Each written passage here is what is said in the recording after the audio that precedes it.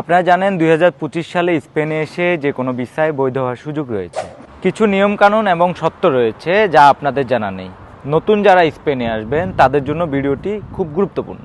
যে 5টি legal document থাকলে আপনি স্পেনে 2 বছরের মধ্যে বৈধ হতে পারবেন। নাম্বার 1, যেদিন আপনি স্পেনে পা রাখবেন সেদিন আপনাকে একটা হাউস কন্ট্রাক্ট অথবা একটা রুম কন্ট্রাক্ট সংগ্রহ করতে হবে।